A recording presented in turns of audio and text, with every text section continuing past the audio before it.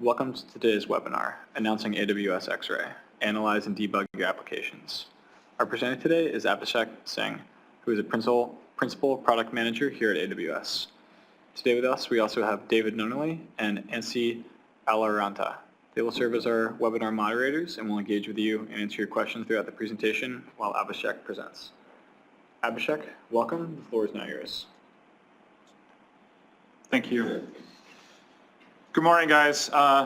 Thanks a lot for taking the time to attend this webinar today. I know for some folks it's a holiday today, so greatly appreciate you being here.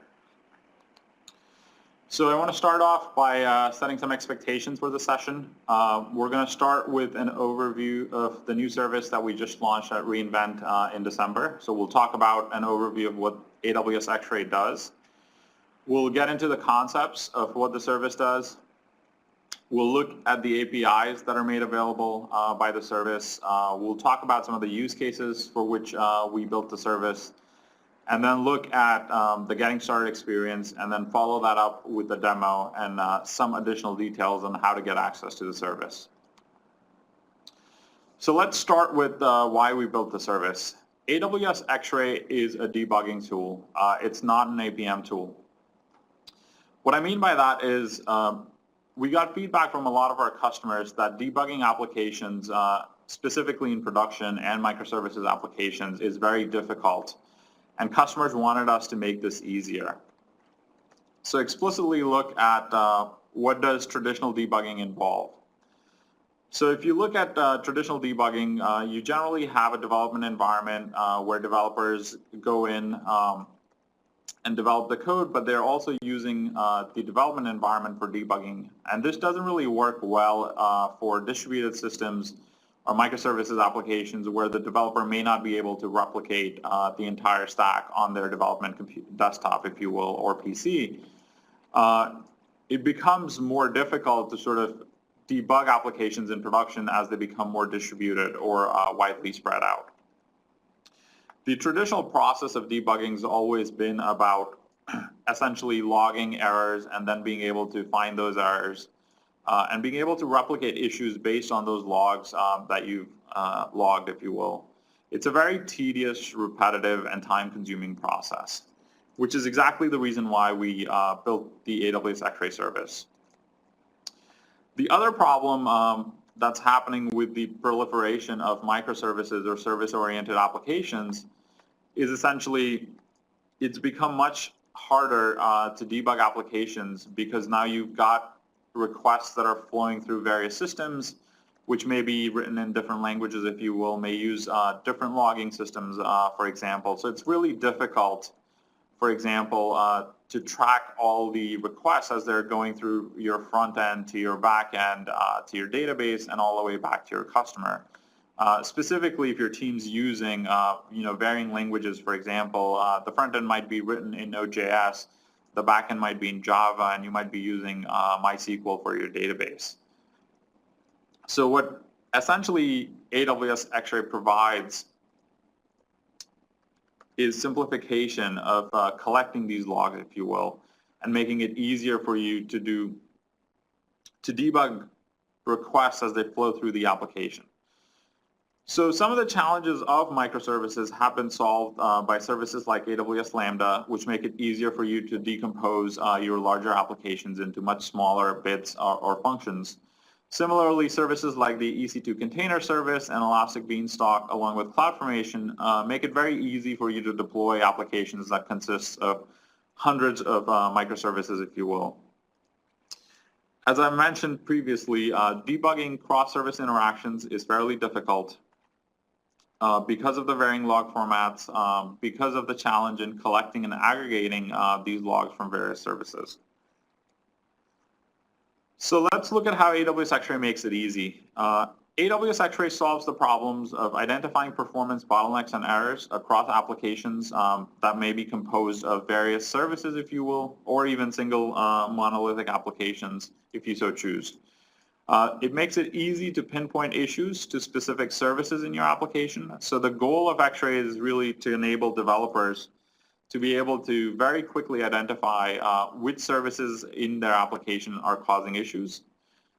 And then we enable with X-Ray the ability to identify the impact of these issues on the end user of your application. So as I mentioned previously, AWS X-Ray enables you to trace requests in your application flowing across various microservices. In addition to being able to pinpoint where issues are originating, you can actually use X-Ray to ascertain the impact and quantify that in terms of how your customers are getting impacted. And we'll see how we do that in some of the later slides. In addition, X-Ray also provides you the ability to visualize the call graph of your application so that you can look at the interactions between the various services that your application may have.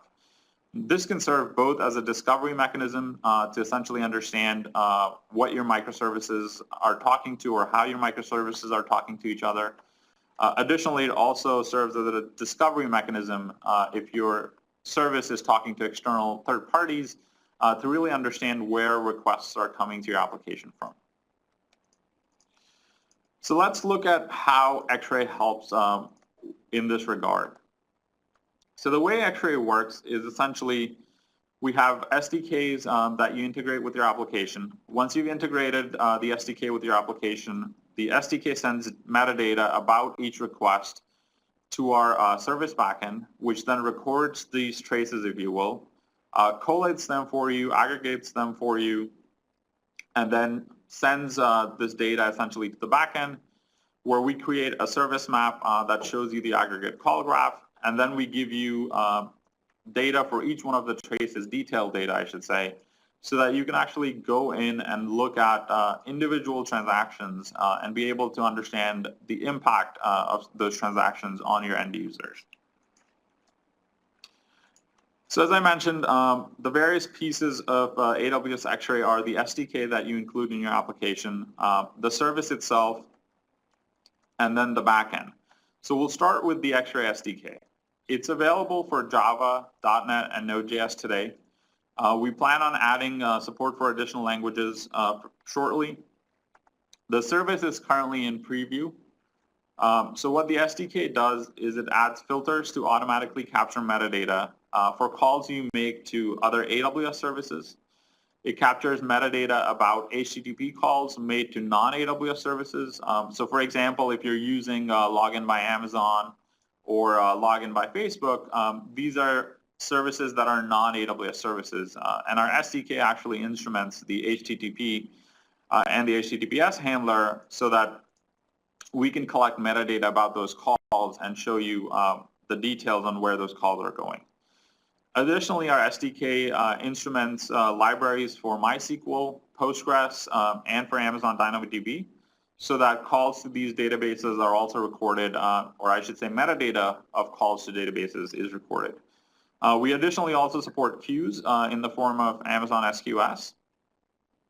And the purpose of the SDK is really to help you get started quickly without having to manually instrument your application code to log metadata about your requests. One of the things I want to mention at this point is even though our SDKs today are only available for Java, .NET, and Node.js, our APIs essentially enable customers who are not using any of these SDKs to write their own SDKs, for example, or send us data directly in raw form. And the data that's sent to us, we'll see in one of the slides here, is really just a JSON document that you send to us over the wire. So let's talk about the X-Ray daemon. This is something that goes along with the SDK. It's something that you install on your application server. Now your application server could be a machine that's running in EC2. It could be something that's running on-prem or in your own data center. It could be something that's a developer desktop, for example. It really doesn't matter where you run the daemon and the SDK. As long as the daemon has the right credentials, it's going to accept data from the SDK over UDP and then act as a local buffer to send the data to the backend. The daemon itself is available for various operating systems. So it's available for Amazon Linux, RHEL, Ubuntu, OS X, and for Windows. Now let's look at the concepts of X-Ray.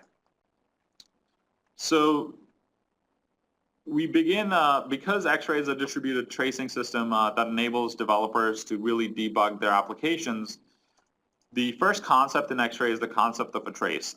This is what you see that presents to you the detailed data about an end-to-end request. The concept of a trace in X-Ray is ephemeral in the sense that you do not send traces to the system. The output of X-Ray is a trace, but the inputs into X-Ray are segments and subsegments. So segments essentially are portions of a trace that correspond to a single service. This essentially means that if you have a microservice that is composed of 3 or 4 different microservices, or maybe hundreds of different microservices, each microservice sends to the service backend essentially a segment for every single request that it processes. Within the segment are contained subsegments. Now, subsegments represent essentially for a given service a remote call or a local compute operation that you want to time, or that you want to capture metadata for. In addition to segments and subsegments, we have the concept of annotations. Annotations are essentially business metadata that you can attach to segments or subsegments, and then use them later to filter the trace data so that you can find the appropriate traces accurately. A good example of this is, for example, if you were a video streaming service and you were attaching annotations regarding the make and model of the TV where the video was being streamed, you can later use this metadata to very quickly ascertain if a certain model of TV was causing issues for your application, or if a certain make of the TV was causing issues for your application. Similarly, metadata is, again, business data that can be attached to the trace. It's an arbitrary key value pair. However, you cannot filter traces by metadata. You can only filter them by annotations. The next concept we have in X-Ray is the concept of errors. So when you send X-Ray, or when trace data, or request metadata, I should say, is captured by X-Ray, the SDKs automatically enable the capture of errors when those requests end up causing errors. What this essentially allows us to do is very quickly show you the stack trace and the actual exception message so that you can determine why you're seeing issues in the system. And then the last concept in X-Ray is the concept of sampling. Again, sampling is something that's optional in the X-Ray service. We do support 100% sampling. However, we've heard from customers, or feedback from customers has been that they want to be able to control the amount of data that they're capturing. And this is mainly for performance reasons, if you will, because customers who have very high performing systems that are performing billions of requests a day don't necessarily want to capture metadata about every single request. Specifically, if you're running an API, where most API calls end up producing similar data. In that case, you can actually use sampling to get a very good notion or trend of what's going on with your application. And it enables you to cut down on a lot of network bandwidth, if you will, CPU consumption, and other different performance parameters. As I mentioned, this is something that's tunable or settable by the customer. So it's really up to you to decide on the importance of the data. So a good example that I use to explain this is, for example, if you're running an e-commerce website, you may want to capture the request path that ends up in an order 100% of the time, because that's a lot of business value there, and you want to make sure that you know in detail what's going on. However, somebody just opening up your web page is not super valuable in that you don't need 100% of the data there. You can look at the trends and understand whether customers are having issues accessing your website or not. So you may want to sample that at 10% or 1%, depending on the scale that you're working on. So let's quickly look at the sampling configuration and how X-Ray supports sampling. So here I have examples of 2 sampling rules. The first rule applies a 5% sampling rate with no minimum number of requests to a specific path under API/move. Now, this essentially assumes that every request that's coming to the path of /API/move will be sampled at 5%. And you don't have a reservoir set or no minimums that you want to capture. Whereas the second rule overrides the first rule, so essentially it sets the default And then it sets the rule of capture the first request every second. So what that implies is that the service will capture at least request metadata for one request per second. And above one request per second, it's only going to capture 10%. Now this allows you to set essentially sampling rates where you want a base percentage or a base rate of traces to be captured for your requests. And then above that, you want to sample. So for example, if you're a service that expects 100 requests per minute, I should say, and then you have spikes where you may get to 1,000 requests per minute or maybe 2,000 requests per minute, you may choose to say that capture at least 100 requests per minute and then above that sample at 1%, for example, or sample at 10%. This is really, again, goes back to the value of the data that you're capturing or the request path. So if this is something that's important to your business, you may want to capture 100%. If this is something that you just want to get a trend about, you may want to capture a lesser percentage. So let's quickly look at the API. So as I mentioned previously when we were talking about the SDKs, that the SDKs actually are just helper SDKs that make it easy for you to send data to the API. The API actually is something that you can use to send data directly to. So for example, if there's languages or frameworks that we don't support, you can actually send data directly to the API using the AWS SDK without having to use the X-Ray SDK. So in terms of functionality provided by the X-Ray API, X-Ray provides a set of APIs that enable you to send data to the service, to filter that data, and then retrieve the trace data in detail. One of the places where we differentiate ourselves from some of the other vendors in this space is we essentially make the raw trace data that we capture available to you. And the reason we do so is we essentially see X-Ray as an open system that our partners will integrate with, that our customers will build dashboards on and build additional applications on. So we want to make sure that we have a lot of transparency in what data we're capturing and then providing that data to you so that you can build additional interesting applications on top of that data.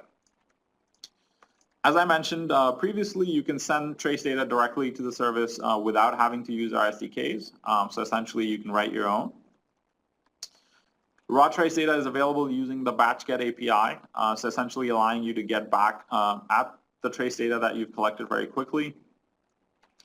And then third, using our APIs, you can actually build additional data analysis applications.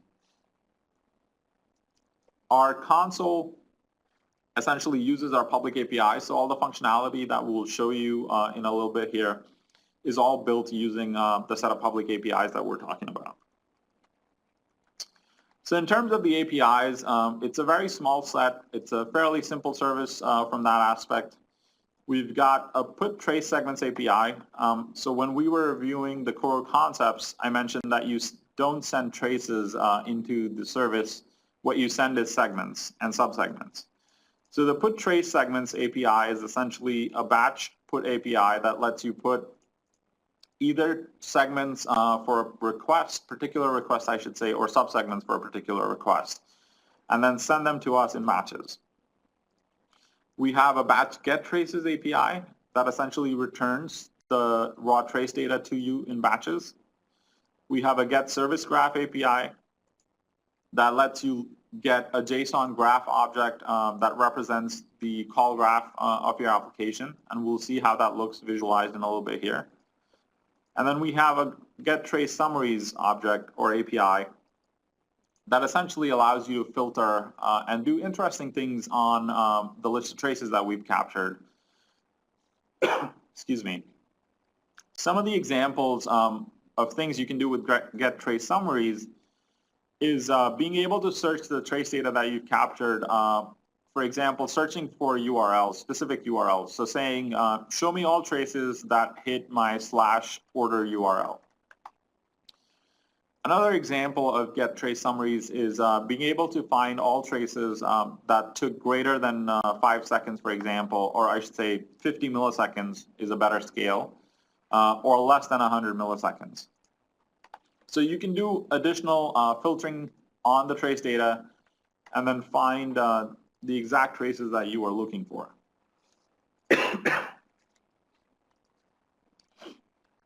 So as I mentioned before, using the APIs, you can send in data as either segments or subsegments. A segment, essentially, I'm showing minimal examples here, is basically some information about timing along with the trace ID that's used to essentially collate the request path end-to-end. And the two examples I have here are a minimal document that just collects the timing information, and then another example that collects tracing information representing an in-progress trace. This is really useful for async use cases. So for example, if you are queuing objects in an SQS queue, you can mark that as in progress. And then once you've dequeued the object from the SQS queue and done processing on it, you can actually mark the trace as complete. So X-Ray essentially helps you track both synchronous requests in terms of web requests, as well as asynchronous requests where you have things like queues and databases in between. So let's look at the use cases that we talked about earlier. So as I mentioned, X-Ray helps you visualize the service call graph. So what you're seeing here is essentially a three-tier web application. It's got a front end, an API, and the API communicates with a DynamoDB table and then a SNS topic for sending emails.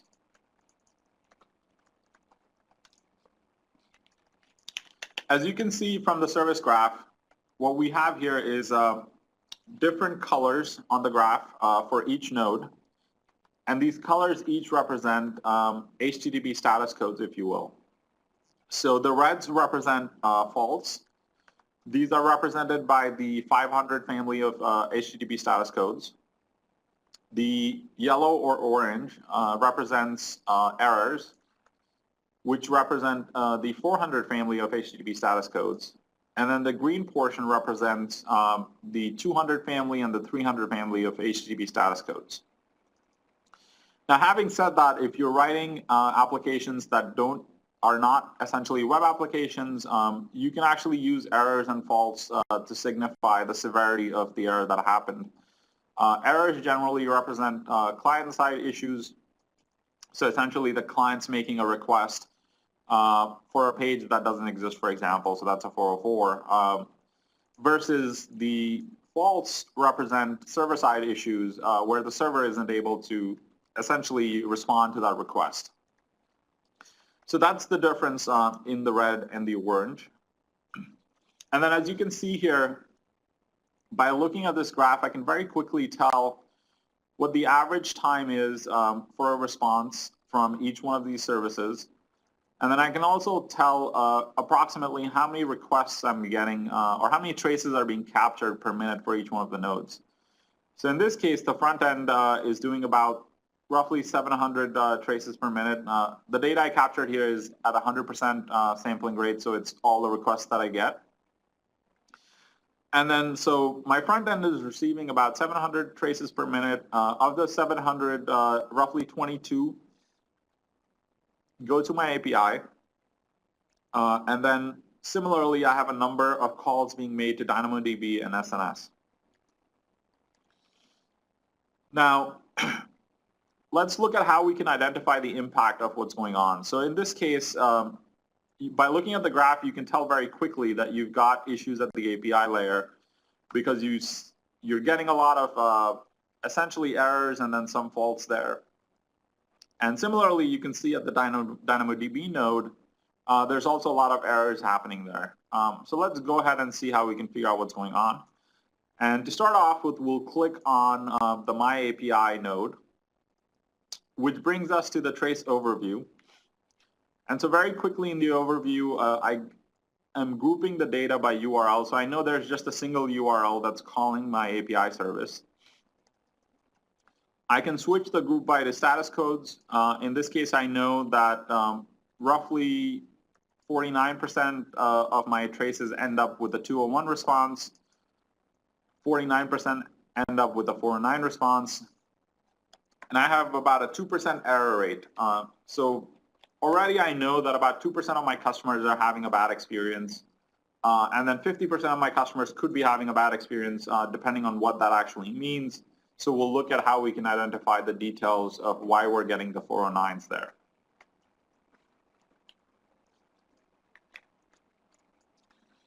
So what I'm going to do here is actually click on one of the status codes.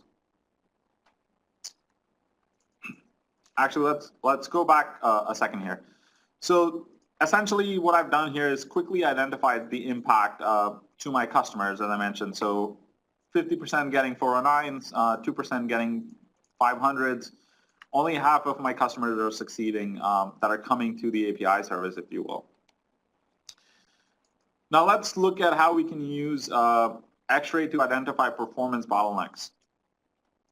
So similarly, what I've done here is, as you see on the top search bar, I'm filtering by my front-end service in this case. So instead of clicking on the API, I've clicked on the front end here. And what I see here quickly is there's 3 URLs being called on my front end. And reading those URLs, actually they're shortened a little bit, but they're essentially 3 different URLs. One of those goes to my API, which is the 900 millisecond one. The 1.2 millisecond goes to the web page or the root, and then the last one goes to a 404 or a blog page that doesn't exist. Now very quickly, I can see here, if I sort by latency, that my API is actually giving me really bad latency of 900 milliseconds on average. So that's something that we don't like. So let's actually filter further. So I clicked on the URL that's actually giving me the 900 millisecond latency. As you can see, the filter expression on the top is updated, and it's added the and HTTP URL my frontend / remote signup at the end. So now what I have is essentially my trace list, as I'm adding these filter expressions, is getting filtered to only show me traces that came from, essentially that matched that filter expression, if you will. So in this case, I went from all of my URLs that I've captured to the one where I see a performance issue.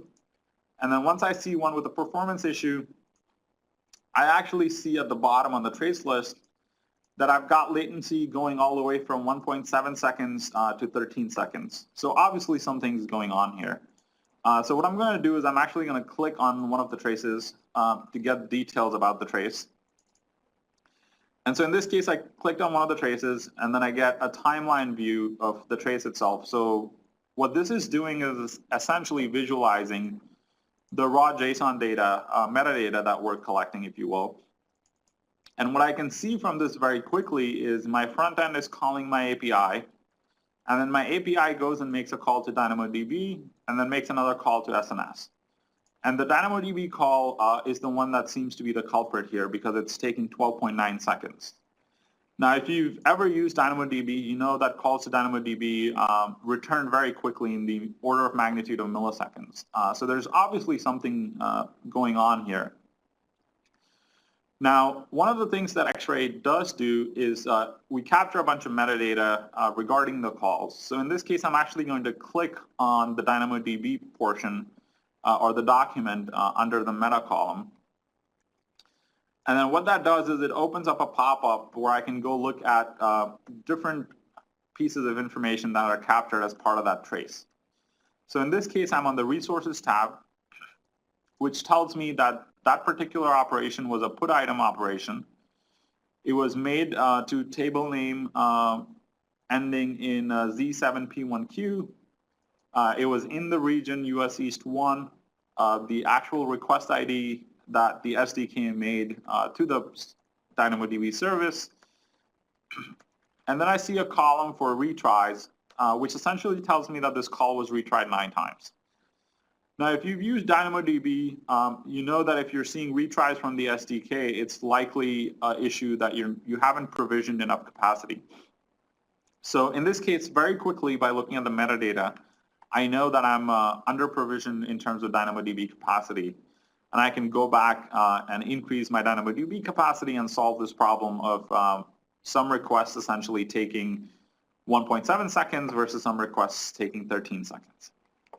So very easily we've been able to sort of in 4 or 5 clicks find what my performance bottleneck was and what the root cause of that performance bottleneck was. So now let's look at the ability to pinpoint issues in your applications. So as I showed you previously, my application was returning 409s. So in this case, I want to go see what's causing the 409s. So similarly, I group by status code, I click on 409, and then that filters the trace list by traces that return a 409 response code. Now having done that, I can click on one of the traces below and actually get a quick overview of what happened as part of that trace. And so now you can see that some of the calls have this information triangle, if you will. So I can click on one of those information triangles to see what happened there. And what that does is it opens up the dialog box that we saw previously with the resources view, but instead of in the resources view, it opens up in exceptions. And in this case, what you're seeing is essentially the actual exception that was thrown by the application code, and then the stack trace of exactly where that error was thrown. So very quickly, I've been able to pinpoint the cause of the 409.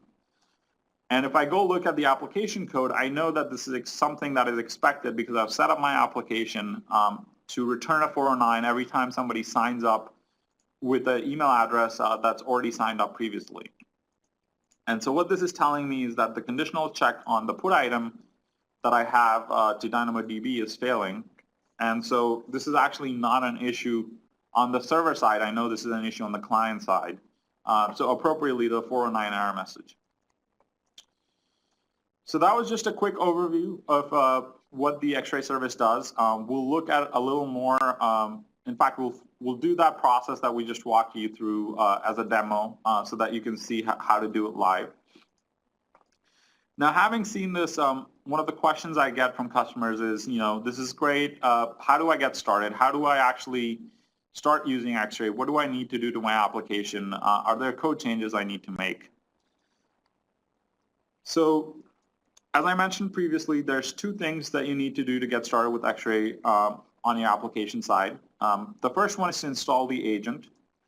The agent, as I mentioned, is available for both Amazon Linux,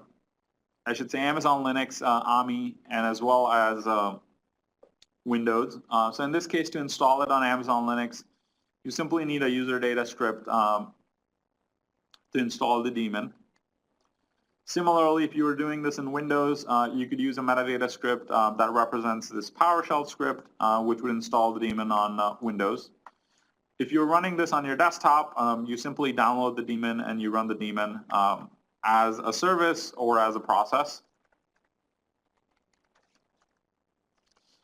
If you wanted to use X-Ray with container or Docker-based applications, you can again simply download the daemon and then install or instantiate it within a Docker file and run it in a Docker file. Now, after you've installed the daemon, you need to pull in the X-Ray SDK into your application code. So what's represented on this slide is essentially the lines of code that you need to change or add to your application to be able to capture all the metadata that we saw in one of the previous slides. So what's happening here is essentially, I'd say about 8 lines. So the first line is essentially requiring or pulling in the AWS X-Ray SDK. The second line adds a filter to the AWS SDK so that any calls that you make to the AWS SDK are captured. The third, fourth, and fifth line essentially set up configuration. I should point out the fourth line in general because it is doing the same thing that the second line does, but for the HTTP handler. So we're essentially adding a filter into the HTTP handler so that we can capture data about all outbound calls that you make to non-AWS services. The fifth line is setting the name of the service. So by default, the X-Ray SDK essentially uses the name of, or the URL, that the CNAME, I should say, that comes in or that your service is accessed with as the name of the service. Now, anybody who's run applications open to the wild west of the internet knows that you'll get crawlers, web bots that will try to access your service with essentially a cached IP that may or may not match up the CNAME or the URL that you use for your service. So in that case, what X-Ray will do is it will show you nodes for all the different CNAMEs that your service is accessed by. And if that's something that you don't want visibly shown on the service map, you can actually set this default name. So anytime your service is accessed with an API, the default name is used instead of what's presented as part of the CNAME. And there's another function that lets you set the name, in which case it will actually override anything that comes in as a CNAME. It will just use the name that you set here. Similarly, the next line which says app.use xray.express.open that's actually instrumenting the Express middleware so that all the routes in Express are actually captured and we get information about them. And then the app.get is just an example of an Express route that we are trying to show here. And then the app.use xray.express.close segment essentially tells us that this is the end of the route and this is where we should close the segment before we send it to the service. Now, as you can see, there's a few lines of code changes required to your application when you're using X-Ray. However, these are the lines that you'll need regardless of how large your application is. So essentially, it's just setting up some filters up front in your initialization code. And then X-Ray does the rest by adding filters in the appropriate places. And we have documentation for Java and .NET that I'll share links with at the end of the presentation. So this example is just using Node.js, but we have similar examples for both Java and .NET. So now let's switch over to the demo and show you guys how all of this works live. So hopefully all of you must be seeing my browser screen. What I have here is the same exact example that we walked through in the use cases. You're seeing an additional color here that wasn't represented in the slides.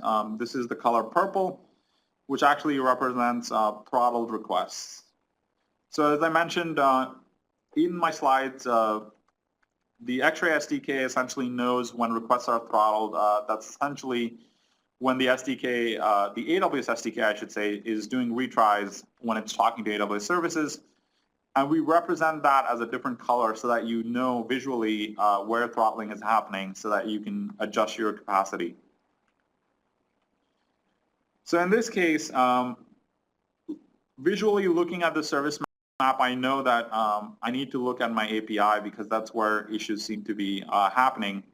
So I'll go ahead and click on the API. So very quickly, I know that there's only a single URL that's calling the API service. The average latency is about 1 second, and then that represents 100% of the traces that were captured for that service. I can switch this to do things like group by status codes, so I can see that I have a breakdown of about 82% 200 responses, about 17% 400s, and roughly about 1% as 500s. So very quickly, again, I know what the impact is of the issue. Similarly, I can look at the method. So all the calls coming into my API are posts. I can look at client IP.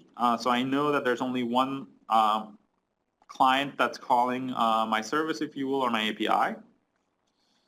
And then I talked about annotations when we were talking about concepts. So in this case, I've actually instrumented my application to send 2 annotations, which is a preview access and then the theme. So if I click on theme, I can see roughly the breakdown of what themes my users are choosing when they sign up. So there's 40% that are choosing about Flatly. I've got 22% choosing Amelia, and then 21% roughly choosing Slate. Similarly, I can look at preview. So I know that of all those who are signing up for my site, about 62% are choosing or are interested in the preview access. And then about 39% are not interested in the preview access, if you will. One of the things, as I mentioned, talking about filtering, is we can do interesting things here. Like if I go to theme, and then I want to see the percent. Actually, let's go back and do this the other way around. That might show you the value a little better. So let's go to status codes. And so in here, I see most of my requests are 82% are 201s. But I'm interested in debugging 409s, or why am I getting 409s? So I click on that. So now I've got this portion added to my filter expression, which is essentially filtering all the data to represent traces that return a 409. And now I can go look at the theme. And as you can see that almost everybody that gets a 409 is picking the Flatly theme. Now, this could represent to me that there's a problem with the Flatly theme, or it could represent that there's some other problem. So having found a pattern here, so similar to the video example where I said you can very quickly determine if there's a particular model or make a TV where you're getting issues from, in this case I know that every request that failed had requested the theme Flatly. Now I don't know if that's the cause of the issue, but I know that there's a correlation between Flatly and the problems that I'm seeing. So I'm going to go ahead here and actually click on one of these traces to see what's going on. And as you can see on this trace, I have these exceptions. So very quickly I know just by pointing over this, or hovering over this, that this is a conditional check failed. And if I click on it, it opens up the exceptions tab, which actually tells me that I'm failing this conditional check on app.js line 75. And having known the code, or having looked at the code at line 75, I know that that implies that somebody's trying to sign up with the same email address that they've already signed up with. So in this case, it's actually not an issue with the theme itself. It's a different issue, just manipulated or manifested, I should say, in that single theme being shown. So again, just the group by and the filtering capabilities are super powerful, being able to let you find issues quickly, pinpoint specific issues, find what essentially performance bottlenecks you have.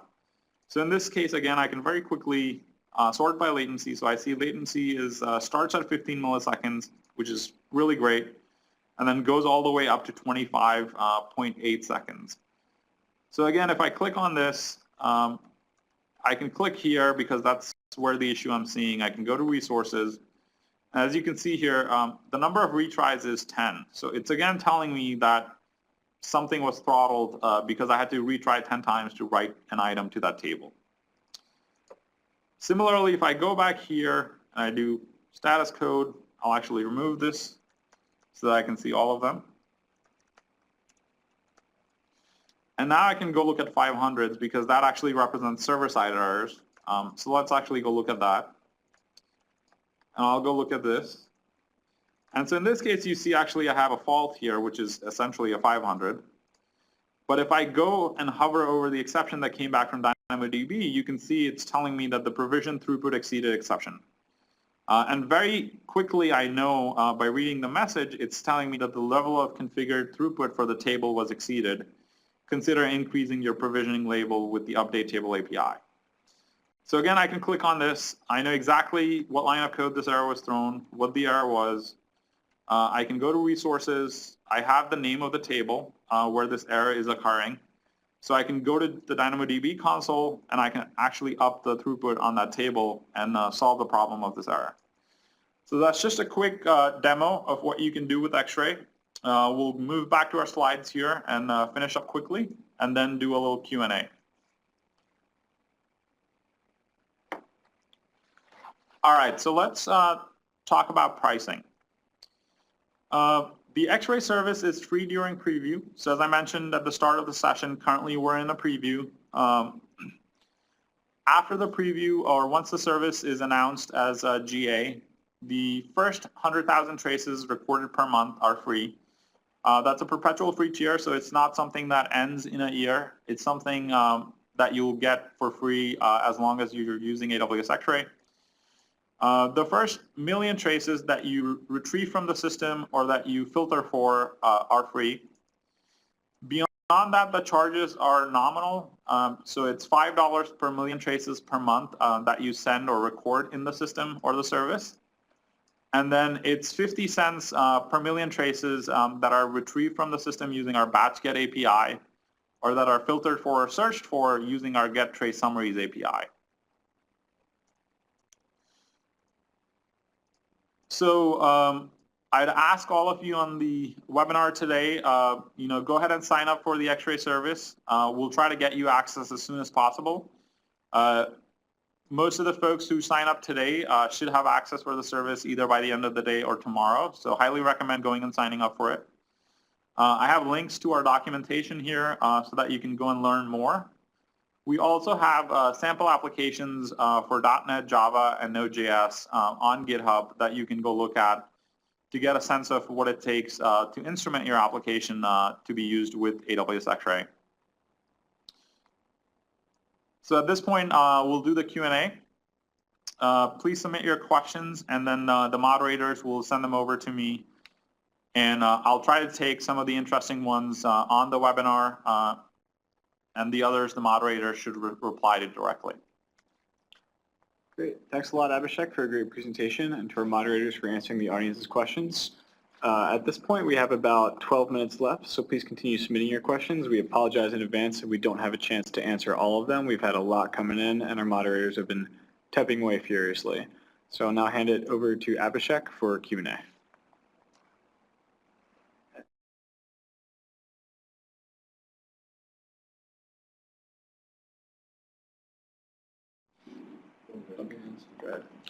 Perfect. So the first question I have here is how does X-Ray differentiate itself from an APM tool? And I want to see what it says. From an APM tool like New Relic or Dynatrace. So as I mentioned at the beginning of the webinar, we don't see X-Ray as an APM tool. Our customers can use a combination of AWS X-Ray and CloudWatch, along with CloudWatch logs, CloudWatch metrics and alarms to create an APM tool or an equivalent of an APM tool if you'd like. But the focus of X-Ray is really on request tracing as a developer tool or a debugging tool, if you will. We've heard very clear feedback from our customers that as they're building applications more and more in the microservices world, or with services like Lambda where they're broken down even further into functions, it's hard to get a visibility of what's happening end to end, or sort of trace the thread, if you will. And the value proposition of X-Ray is really to enable customers to do that, enable developers, I should say, to do that, so that developers are more productive. They're able to find issues in their applications very quickly. They're able to understand what the impact is of their code on other services or the end user. So it's really more of a developer tool, I would say, versus an APM tool. The next question I have is how about support for other database flavors like RDS Oracle? So as I mentioned, the AWS X-Ray service is in preview currently. We started with some of the popular databases and frameworks that we got requests from our early customers, beta customers, I should say. Over time, we do expect that the service will provide additional libraries and SDKs for other databases like RDS Oracle, or other programming languages, for example, Python, Ruby, Go, if you will. These are things that are on our roadmap in the short to medium term, I should say. We also expect that we will get a lot of contributions from the community, if you will, where we'll see customers writing SDKs for various languages or frameworks that we may not support early on. So we do think that it's a partnership between us and our customers, and over time we do expect to support a large variety of databases and programming languages.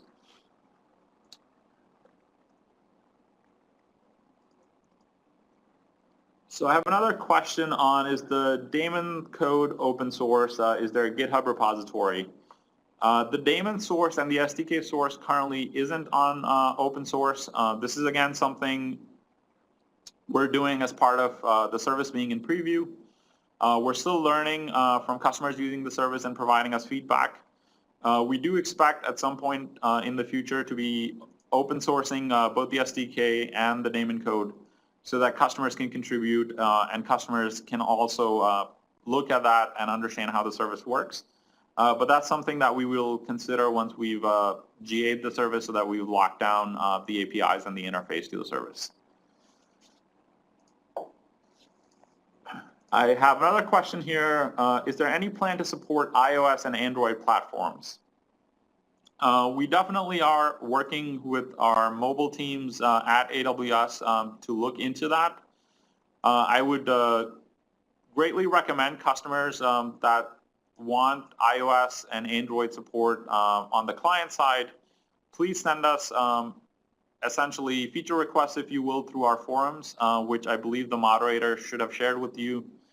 If not, you can just search for the AWS X-Ray forum on Google, and you should be able to find that link. What this essentially enables us to do is prioritize our roadmap depending on the number of requests we get for certain features. So I'd greatly recommend for those folks that have feature requests or questions about the roadmap to post to our forums, and then we'll happily answer those questions there.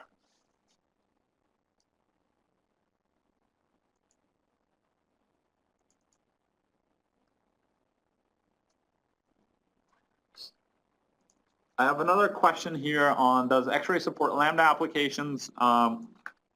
At the moment, X-Ray does not support Lambda applications. We're working very hard with the Lambda team to get that support out as soon as possible.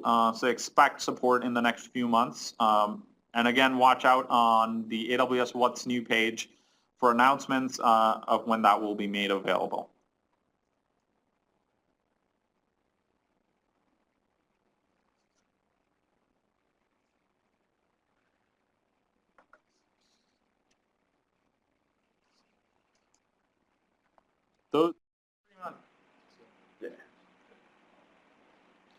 Those are pretty much all the questions I have here. Actually, I just saw another question come in. Will X-Ray support PHP anytime soon? As I mentioned, we are working on supporting additional languages for X-Ray SDK. And the additional languages that we will focus on early on are the ones supported by the AWS SDK. So that includes Ruby, Python, PHP, and Go.